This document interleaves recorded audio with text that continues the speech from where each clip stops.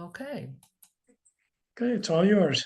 All right. Well, thank you so much. I appreciate everybody who is here, and hopefully you'll still have lots of time to get ready for Thanksgiving the rest of the day. So we will, as always, stop at 11 o'clock. But just wanted to provide a little bit of information. I've been doing the Aging Matters for about 8 years now. In January, it'll be 8 years since I started Aging Matters. But sometimes people say to me, well, how did you get started doing this? And, what's your background? And some people don't know all the various things that I have done in my life. I always feel like in some ways I have sort of an eclectic background. So just wanted to give you a brief overview of who I am. And born and raised in Wisconsin, went to nursing school in the days when they had diploma programs, and those were much more prevalent in the 60s. So that'll kind of give you an idea of how old I am. But I went to a diploma program in Milwaukee, Wisconsin, and learned how to become a registered nurse. So I actually am an RN, although haven't practiced in many years. And so worked mostly in hospital settings and also in children's surgery. And then about that time, realized that all of my roommates that I had been living with after I graduated from nursing school had gotten married, and I was the only one that was still single, and even moved back to started traveled for a while, but then realized that I wanted to do something interesting and didn't want to stay in Wisconsin the rest of my life. And about this time, the Vietnam War was going on. And I decided to, I was thinking about joining the Air Force because I had a nursing background. But at the time, I was wearing contact lenses. I don't anymore. But the Air Force at that time had said, well, unless you are 20/20 uncorrected, you can't be a flight nurse. So my second choice was to go to the Army recruiter. And at that time, they said, well, would you like to go to Vietnam? And I said, no, I don't think so.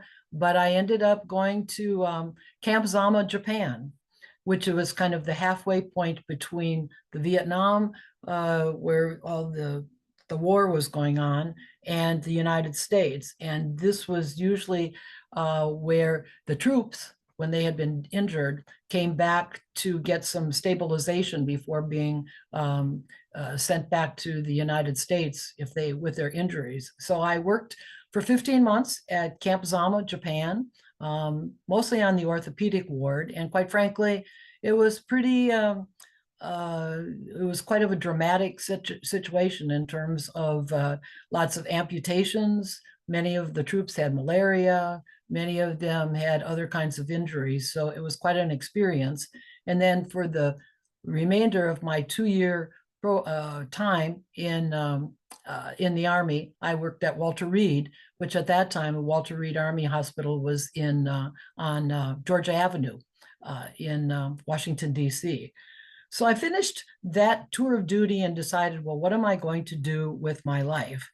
And I must share with all of you that while I was a nurse, I quite frankly was not really comfortable taking care of patients, which is not a good thing if you are a nurse, that you really should have some interest in that.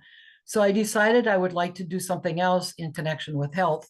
So long story short, ended up going to Johns Hopkins School of Hygiene and Public Health. And I got a degree in public health, which focuses on wellness. And we hear about public health all the time, particularly during the time that COVID was going on, and how the public health community was trying to help folks and that. So this is all about wellness and disease prevention. And that's my orientation much more now than clinical nursing, but I do have that background. I also spent a time in health policy. There are a lot of health associations in Washington, and I worked for 7 of them. And represented everything from public health officials to optometrists to podiatrists, podiatric surgeons. And I probably have the most unique ability to tell you that I have worked for Congress because I was a staff person for the Senate Veterans Affairs Committee. I worked for state government. I worked for Governor Kerry. because there are all different kinds of state offices that are located here in Washington. And I actually work for the US government because I work for the Department of Veterans Affairs. So I'm one of the unique people who've worked for the president and the Congress and state health officials. So, but then after all of that, I realized that there is something about me. In fact, I learned about that in third grade.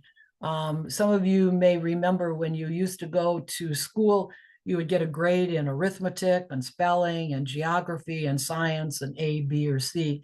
But there was also this little separate part on your report card that said deportment. And this was the way your teacher could tell your child, tell your parent about how your child acts in school. Well, my third grade teacher wrote talks in my report card, and that was probably sort of prophetic for what I was going to do in the rest of my life. Because when my mom saw the report card, she said, "Yep, that really summarizes Cheryl." So with that, fast forward to our present time, or at least about 8 years ago, and I began to try to decide what I wanted to do. I had retired from all of the various places that I had worked, and I began to realize, first of all, I was aging, and I began to look at what was happening with our aging population and realized and looked up a couple of statistics, which I'd like to share with you. One of them is by 2034, older adults will outnumber children. Hard to believe, but with the baby boomers and the older adults, this is going to be what our demographics are. And by 2060, there will be 95 million older adults as compared to 80 million children.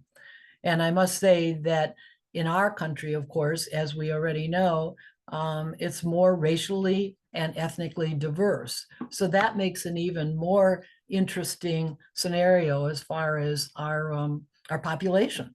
So they're getting older, and there are a lot of different activities that they are involved with. ANV is a good example, and I'll get to that in a second. But luckily, I live in Arlington, and in about 2016, I discovered, as living here, that there was a place called Arlington Independent Media, which taught volunteers how to be producers of radio shows, because they had a brand new radio station called WERA 96.7 FM. And I thought, oh, that sounds like something I could do. And so given the circumstances, I decided that it would be fun to learn how to be a radio producer. And so I thought, what could I do that would be really kind of interesting? And I remember that there are, Charles Kuralt was the one that came to mind, who used to go out and interview people.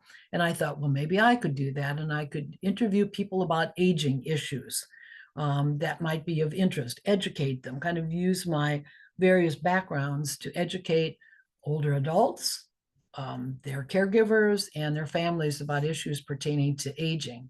So started out in January of 2017 doing live broadcasts, because at that time, Arlington Independent Media was doing live broadcasts with the help of a audio producer.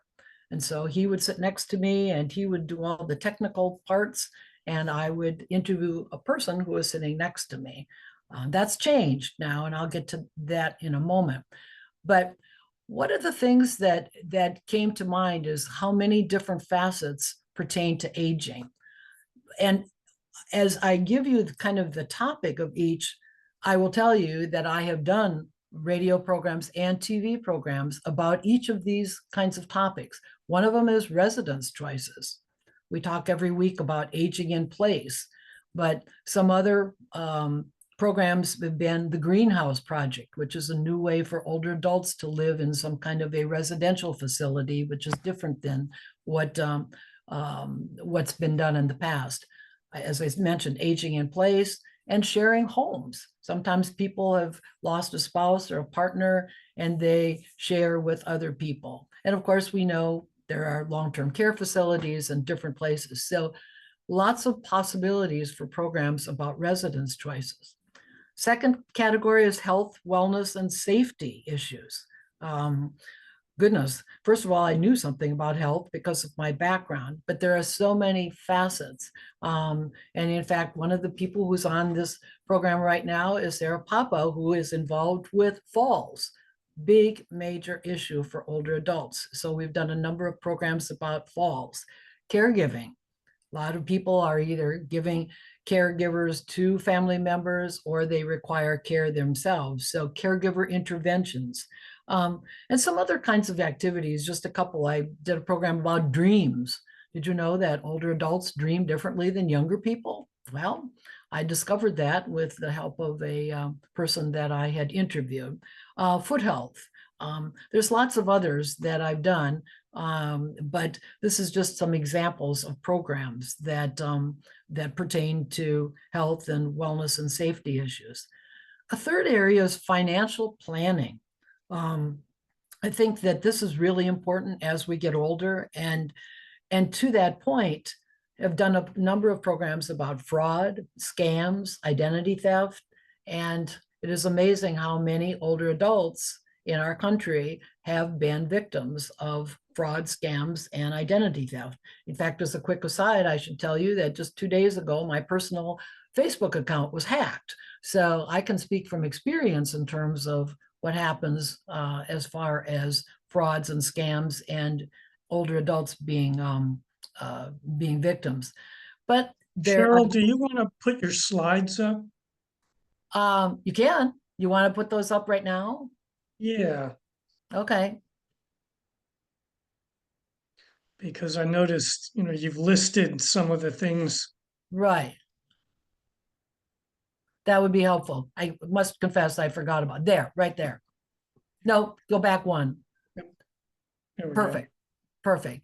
Thank you, Gary. I was not thinking as well. Financial planning. So retirement coaching. A lot of people are still thinking about retirement or going to think about retirement. And to that point, need to think about what the issues are, whether it's financial or what they're going to do each day, this kind of thing. Or philanthropy, when people are thinking about their legacy, what they want to leave behind as when they pass away. So these are really important topics that people like to think about. Social interests. These are also something that older adults get involved with. Here we are on the Village, Arlington Neighborhood Village. The Village movement is a major activity throughout the country. And so I've done a number of shows on the Village movement, new relationships. If one loses a spouse or a partner, finding someone new is a new experience for many people. And to that point, I've also done programs about romance scams, which sometimes can be really disastrous by people losing money because of being taken in by someone who professes to be wanting to be a partner when in fact they're trying to rip you off and take your money. We've done programs about theater arts, older adults participating in theater arts, traveling tips, senior centers, different kinds of activities, genealogy, things that people are involved with as older adults. So that's another aspect that I think about when I'm looking for programs. Government and non-government programs and services. Each year, in terms of government, I do a Medicare update. We heard Michelle Thomas not too long ago give a Medicare update. Michelle is also on my program and talks about that. I also have done a program about long-term care ombudsman. It's a program in which older adults, or there is a government representative locally who is the ombudsman for families and individuals who live in long-term care facilities. Lots of people don't know that. So libraries around here and around the country often provide services and programs for older adults because that's a significant population within communities. Non-government programs, everything from elder law, estate planning, Recareering. There are still older adults out there who want to find another job. So I've done programs about recareering or employment opportunities that are offered as far as individuals are concerned. Senior move. There's lots and lots and lots of programs out there now in the private sector of people, financial assistance, that a money manager I was trying to think of that are available. Timely and relevant subjects. I've done something about climate change. We probably aren't aware that climate change is also affecting the health of older adults. So this is a good topic to know more about in terms of whether there's more asthma or the problems with high temperatures and how it affects older adults. Long-term care insurance. Lots of people are not aware of what the ramifications of long-term care insurance are as younger people. Should they get it? Should they not get it? Is it easy or hard to get reimbursement for using long-term care insurance? Big topic that's really out there a lot is ageism. It's something that people sometimes are not aware of, and I've done a number of shows about how ageism is prevalent in the media, in books, in signs, in advertising. It's a major topic that we need to be aware of as older adults. Another one, of course, is cognitive decline and what that can mean for both the individual and the family. And then finally, useful products. This tends to be more some of the TV shows that I've done. The very first TV show I did was about voice assistants. Many of you may have Alexa, and how that's used by older adults. Hearing aids.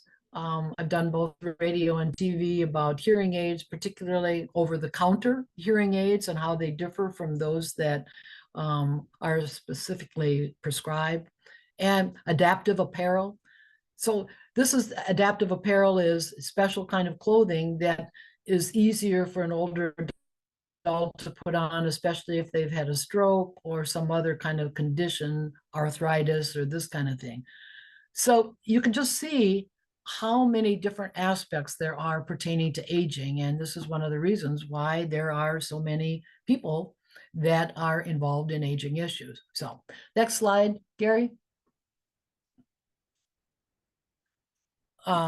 So I think there was one, yes. So yes, thank you.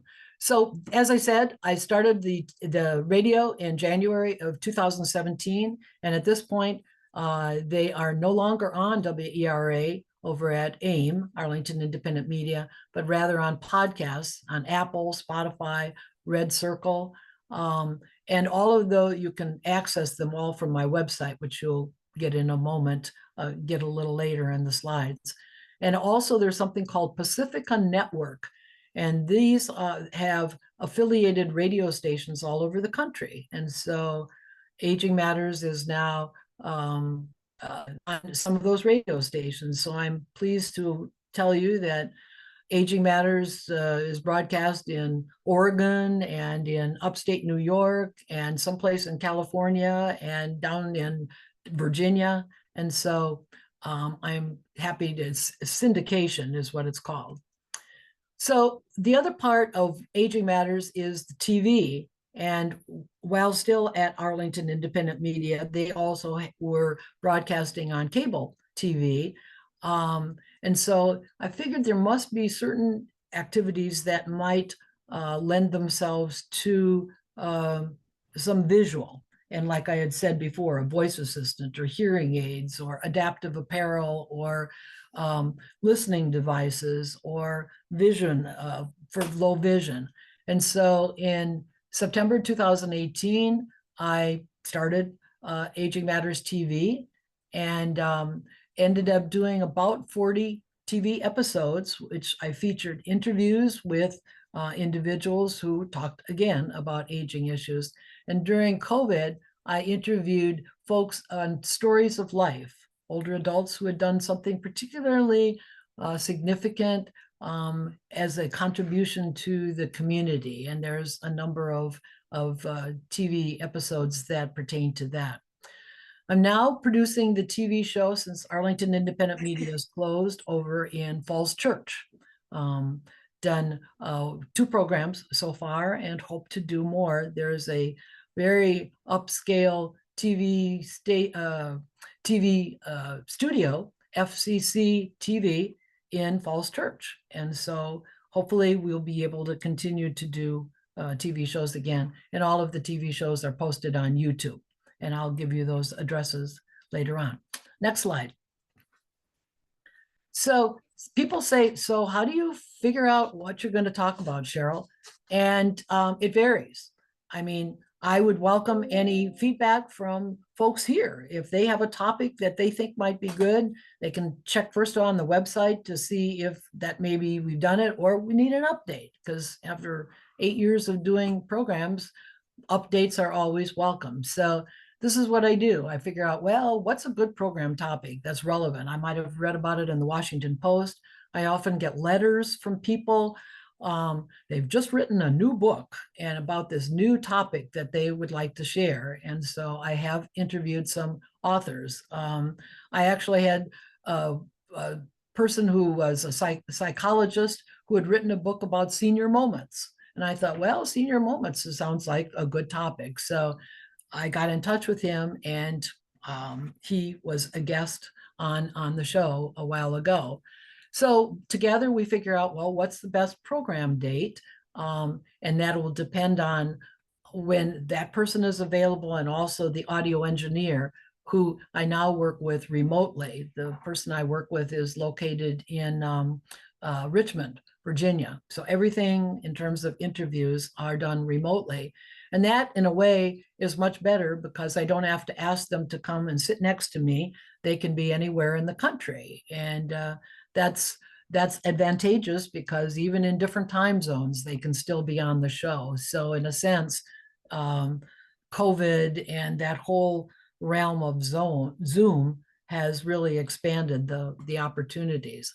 So once we've got the program date set and we know who the guest is, I prepare the interview questions. Sometimes they send me resources that they think will be helpful in terms of what questions I will ask them. Sometimes I look on the internet and find information there. Sometimes there are other resources that are available. And but usually end up preparing about 20 questions, 20, 21 questions, because the podcast is about 58 minutes total. Although we do go a little bit longer as far as recording because it's pre-recorded. It's not live anymore. It's all pre-recorded. And then the audio engineer edits the program down to 58 minutes. And we usually have a little bit of a Zoom meeting, a pre-show or pre-program conversation by Zoom, just me and the guest. And we talk about, I say to them, so did I miss anything? Is there anything that I should have asked? Or is there a question that you don't want to answer? So we kind of get that all squared away before the show. And we also talk a little bit about how the show is going to run and how we're going to promote it afterwards. And then after that, we produce and host the show. So that's the process. And I do the podcast every week with the audio engineer either on Monday or Tuesday morning. And it's been quite a ride. At this point, there's been close to 400 radio shows and podcasts that I've produced, and very proud of what's been out there and what's available. So next slide, please. So in case you're interested and want to listen to some of the podcasts, I think I have to tell all of you that, first of all, in terms of listening to whatever I just recently produced, as I said, the Apple and Spotify and Red Circle, all of those icons are on the website page. And so probably it's best just to go on the website, which is, as I said, on the bottom, agingmattersonline.com. And you can just see up there where podcasts, and you can click on there and you can scroll down and see all of the programs that have been produced according to those topics that I talked about earlier. I wish I could tell you that they are organized much in a way that you could find everything you wanted to know about cognitive decline or whatever. They're not. And I'm hoping that we'll be able to someday create a resource that will make it more user-friendly. Because right now it is not like that catalog you used to find when you went into the library, and you could find where things were.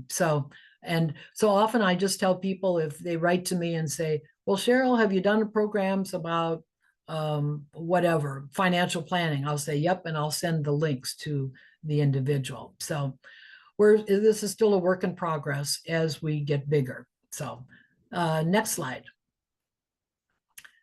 As to the TV show, it's available at FCC TV. I believe the channel is channel 11. However, it used to be, when we were in this area, it was on Comcast channel 69 and Verizon channel 38. But since AIM is no longer broadcasting, that's why we do not have any cable TV. They are all on YouTube, however. So if you look up Aging Matters TV show, all 41 episodes are on the YouTube page. And it always gives me a lot of pleasure to go on the YouTube page, because I see how many times people have downloaded the program. And it pleases me to know that there's a lot of interest in the TV shows. You can also go on, again, the website. And in this case, you just go to the website, agingmattersonline.com, and click on TV show. And there too, you will find all of the TV shows that we've done so far. A lot fewer TV shows. There's only, as I said, 31 episodes. There'll be 32 very soon. There's one on theater arts that we produced, but it won't be in until December. So next slide. So if you have any questions to me after this program, and I'm happy to answer questions, but I also wanted to do something very quickly. I just wanted to mention that this is my email address, or you can give me a call. There is the Facebook page, as well as my website page. But before I take questions, I asked Gary to help me to just do a little clip of both a radio podcast, or a podcast, not a radio podcast, and a TV show. So, and Aging Matters is not even a company. I'm seeing Mary's, I do the volunteer. I often get letters from people saying, "Dear Aging Matters team," you're looking at, for the most part, the Aging Matters team. So we are not, and I do not have any sponsors. Whatever costs are involved, which there are, with the with the person who helps me with the monthly newsletter, as well as the audio producer, I paid that out of my own pocket. So would like to get sponsors, but right now I do not have any sponsors at all. So Gary, would you like to just do the little 2 clips? Yep. Which one would you like to see first? Well, whichever one you have first. You can do the radio if that's the most convenient, or the TV. Well, here's the TV. Okay. Do you want to set this up, or should I just run it? Well, go ahead and just run it. Whatever.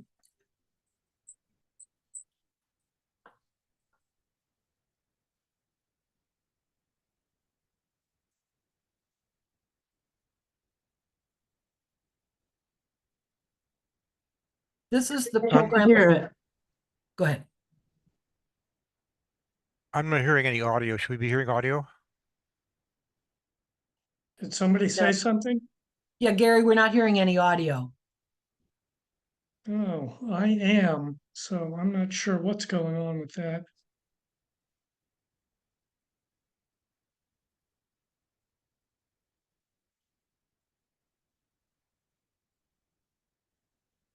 Well, let me see if the podcast works any better. Okay.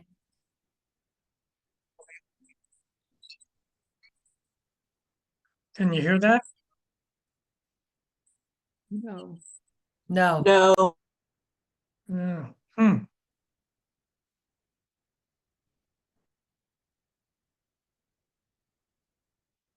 Well, let me stop sharing everything and try just sharing that one.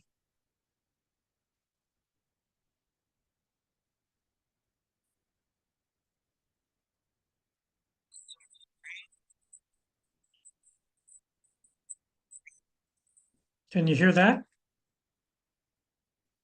No, Yeah. well, Well, I don't know what to do.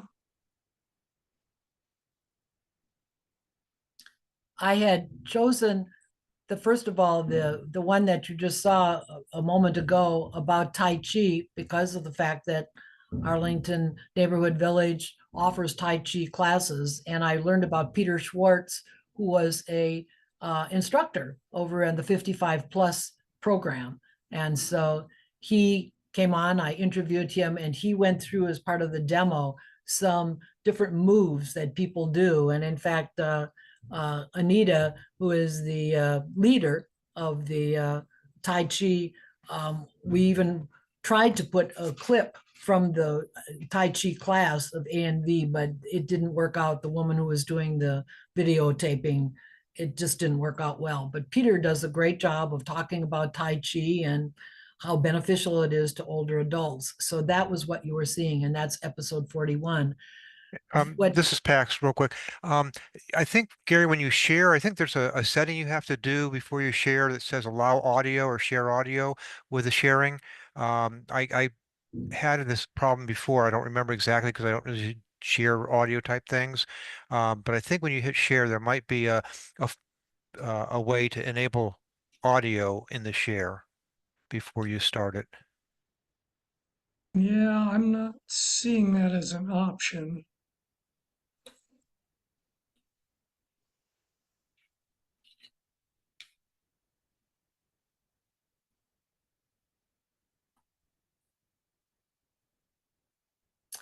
Well, do we have a lot of questions in the chat?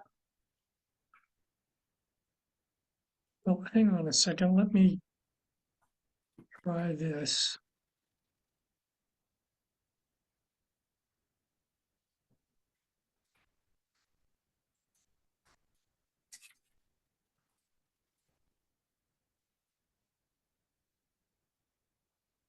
Well, Gary is trying to find this.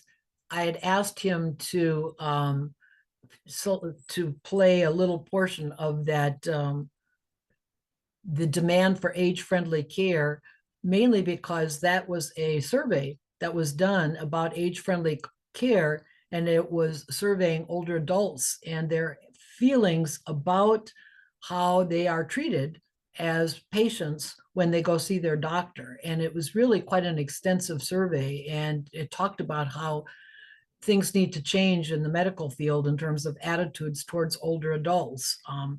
One of the things that came out in the discussion of that program was the fact that, and I thought this was so interesting, whereas in medical school, residents or medical students are required to take a pediatric residency, there's no requirement to do a geriatric residency, in spite of the fact that we have more older adults coming along than we do have children. And so, but oftentimes patients are disappointed that they're not treated very well. They're not treated with respect, or they're treated not as a whole person who has different needs and thoughts, but more as either an anatomical part or a disease condition or something else. And there's not a lot of questions being asked of patients. They get 15 minutes and that's about it. And so it was really an excellent survey, and I just wanted to share that with you if you have a chance. Okay.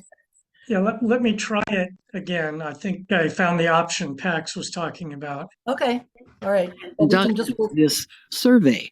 First, let me talk about the John A. Hartford Foundation and Age Waves. Ken and I have been collaborating for decades. And Can you hear that? yes.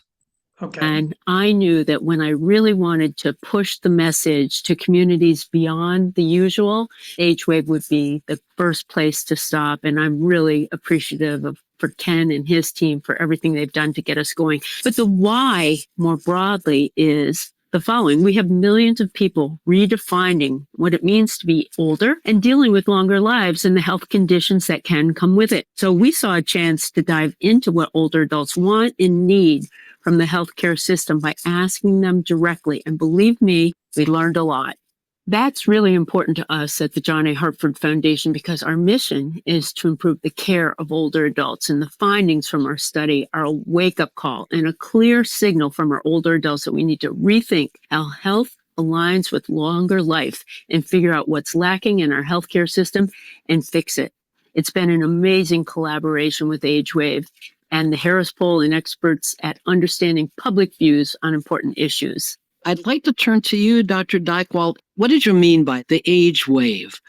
I coined the phrase age wave almost 40 years ago. So it was interesting to see it coming alive in this study and also more and more in the media around the world. The initial idea I had when I came up with this phrase was that if you looked at demography or the population makeup, there are three forces at play right now. One of them is that people are living longer and longer and longer compared to the past. In the beginning of the 20th century, the average life expectancy was only 47.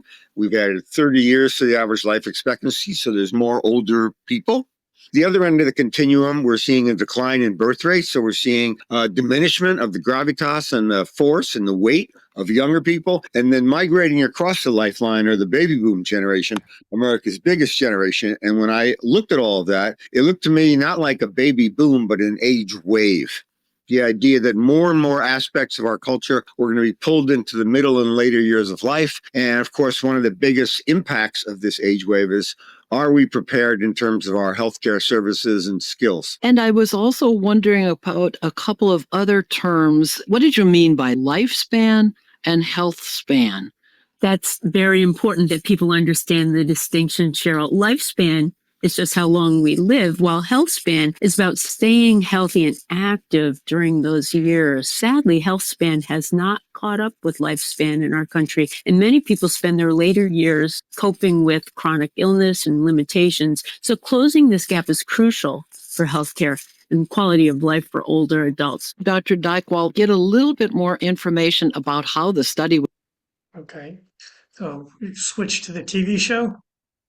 If you want to just do a little bit there, that would be great. We'll do like 3-4 minutes. That my teacher's teacher, Grandmaster Chen Mancheng, developed for his mother, who couldn't do the form that he taught, that he developed, but wanted to have all the benefits of Tai Chi.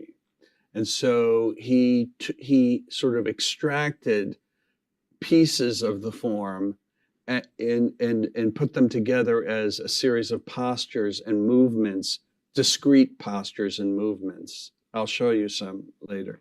Okay. That give you all the benefits of Tai Chi. They give you the principles. The principles are the key thing in Tai Chi. So it sounds like what you're saying is that obviously we're talking about aging matters here and older adults, that Tai Chi is safe for Oh, yes. older adults. Totally safe. Totally safe. And we even thinking older adults can be anywhere from, say, 50 to 90, 100 overall. Oh, absolutely. In fact, in China, the tradition is that as you cultivate your qi through doing Tai Chi, I should say, it does promote longevity. And so the more you do, the longer you live is the idea. I won't vouch for that, but I'm what, 101 now, and I think I look and you're pretty, still going, I think I going look pretty strong. good, Obviously, so, yeah. Tai Chi has been very good for you. Yeah. So if you think about, again, the exercises, would there be anybody that you Do you want to me skip ahead to the demo? Yeah, you could just show the little demo of what he did, and then we'll would stop. say probably shouldn't do?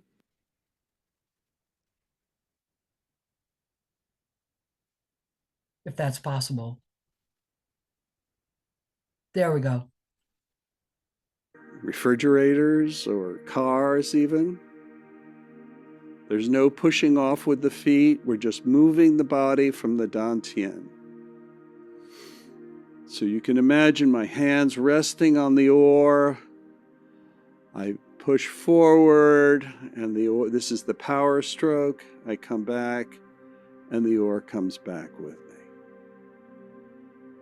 When you get tired of this side, you just change sides. You turn the left foot out, step forward with the right, and continue on. So one of the things to note in a more practical sense is how this exercise works the joints. You can see that the ankle joints are moving, the knees are moving, and the hips are moving. So this is very good for keeping the big joints in your body moving. This is called sculling. So this is one of the preparatory exercises I do before we start doing the actual Tai Chi form. So to start the form, we stand with our heels touching and our toes out. We allow our lower back to relax, our eyes to go soft, to feel the lift from here. And we shift all of the weight onto the right leg. So immediately you can see how this is working your balance, because you're standing on one leg and then the other leg.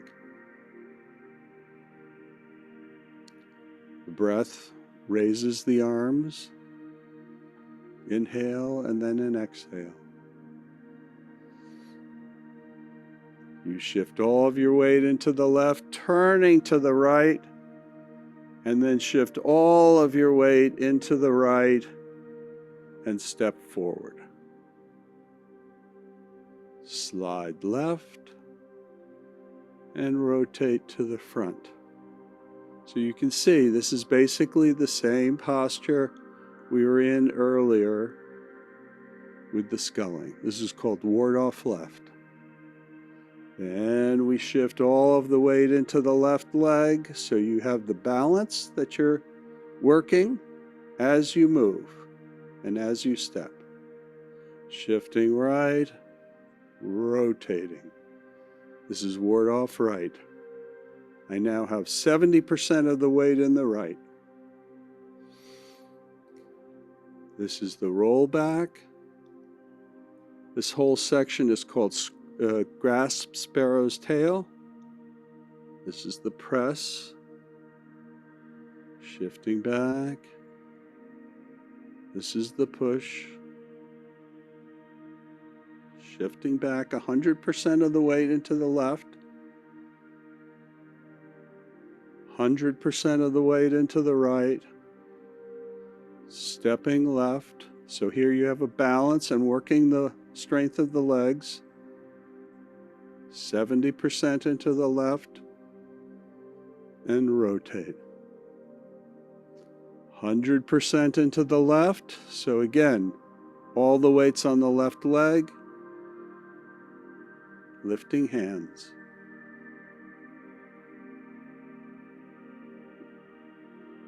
Coming forward with the right side.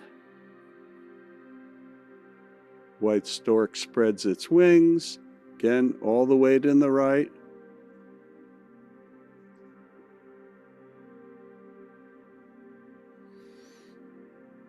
Brush knee, twist step left one. Shift all the weight into the left, pick up the right foot. All the weight into the right. Left foot comes to the heel. Rotate. Step. Shift and rotate. Shift all the weight into the right. all the weight into the left, all the weight into the right. Rotate. This is parry. This is punch.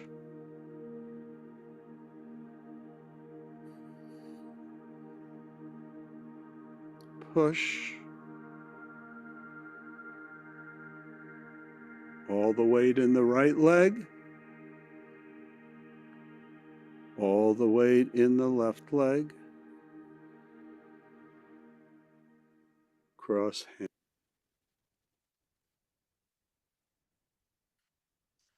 So you probably didn't know you were going to get a little lesson on Tai Chi this morning. So this might just make you decide that this is a good thing to join with Anita Walgren and her Tai Chi classes on Tuesdays at 9:30. I know that they're doing that inside the art museum now as well. So any questions? So I would, in closing, I always say, whether it's on my radio show or my TV show, I always say, thank you for joining me today. And remember, age is just a number, not a label. I'll be back again with you next week. So thank you. So we have a couple of related questions. One is Aging Matters a nonprofit? And how do you pay for all of this? And you've already addressed that you don't yet have any sponsors. Right. And just to elaborate on that, as I said, I started out as a volunteer and I have continued to do that. While I was still doing it over at Arlington Independent Media, there wasn't any costs associated. But after I start working with a professional audio engineer, those costs are part of what I need to cover. And then the other thing is that I do have help from somebody who updates the website and puts out the monthly newsletter, and that also is a cost. So as I always say, it's a good thing I have Social Security, and I figure, well, this is a good way to, this will be my legacy and my way of contributing and giving back to the community. I have, when over at Arlington Independent Media, there used to be sponsors, but the sponsors were in connection with Arlington Independent Media. And so I have not been that fortunate to get people who advertise, because this is an important part of this program, is when people want to advertise or sponsor, the first thing they say is, so how many listeners do you have? And that's a tough question. I don't have a formal mechanism to determine how many people are listening out there.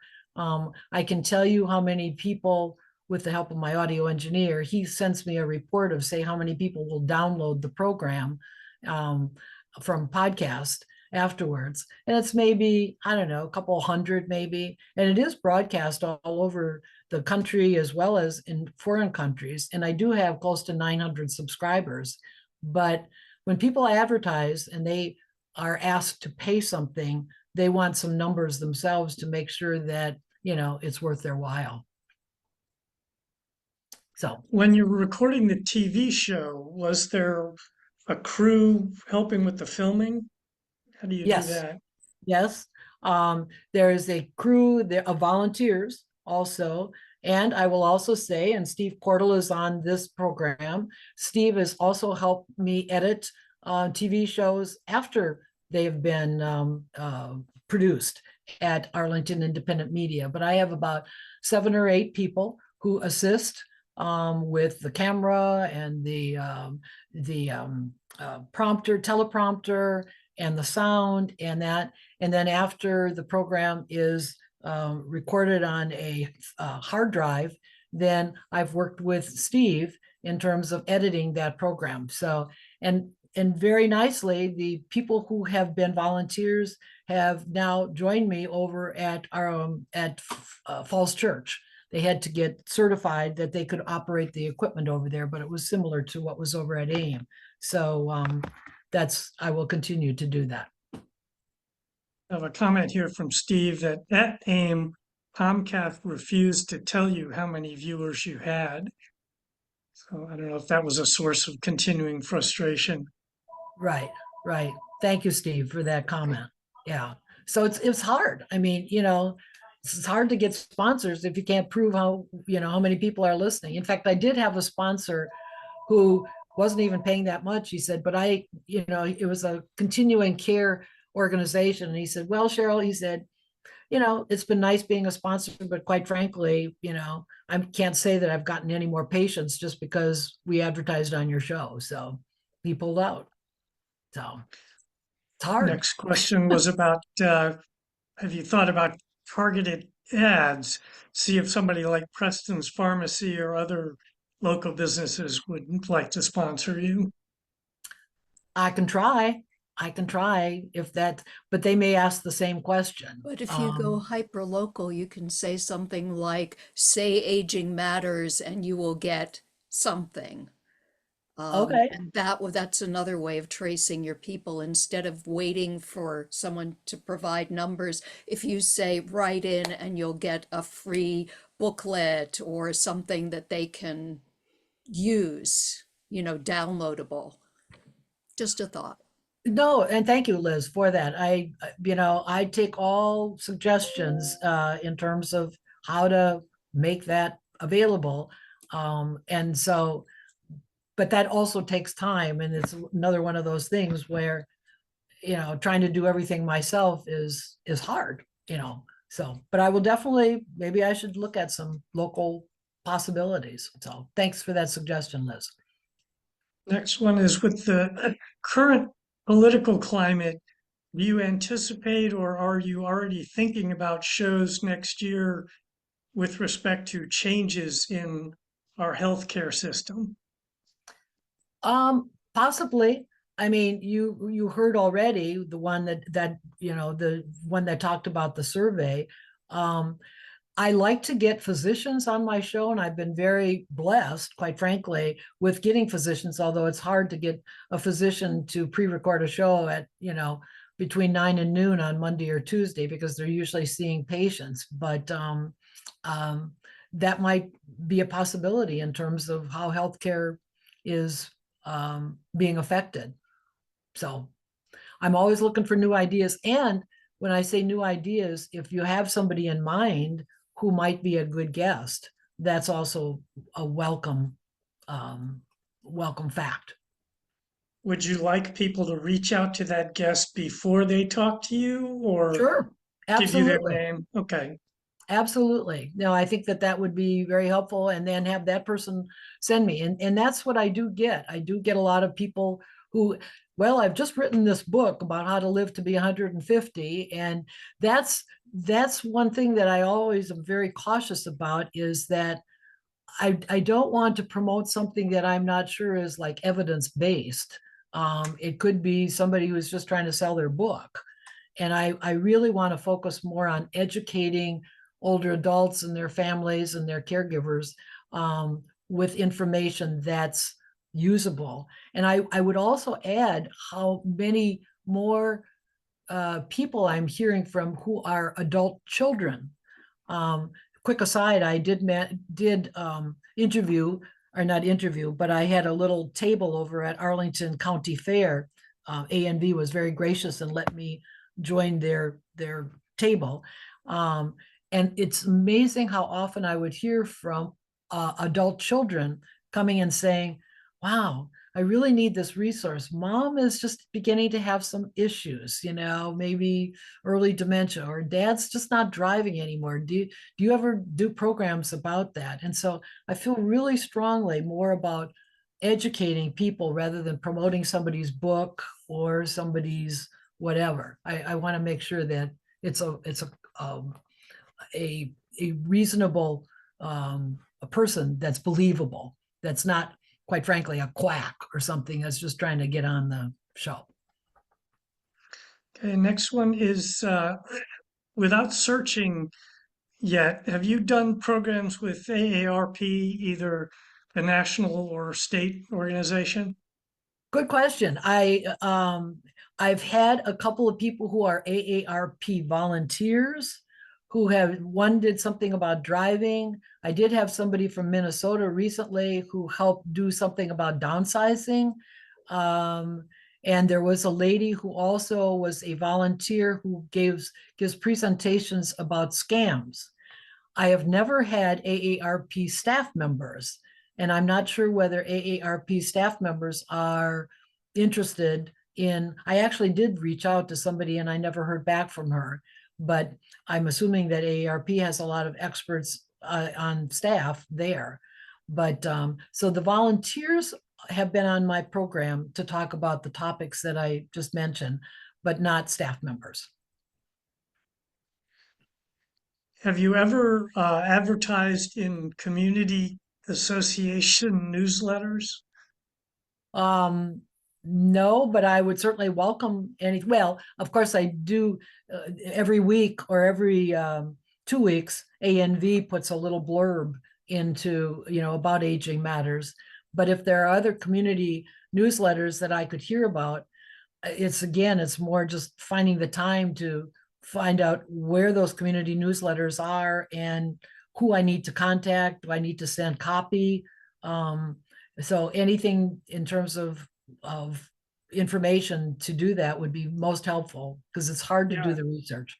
I know the Bluemont Civic Association has a newsletter. Okay. Happy to send again, a little clip or a little spot of whatever similar to what's in the ANV. Have you ever applied for any grants, or is there anybody at FCC TV that does grant writing? No, and I can't really apply for grants unless I'm a 501c3 organization. I would have to become a not-for-profit organization to be eligible for grants. I can tell that now I have to put my other hat back on here as the host of Coffee and Conversation because it's 11:01. Is there any questions that I missed, Gary? I don't think so, but I had one. Okay.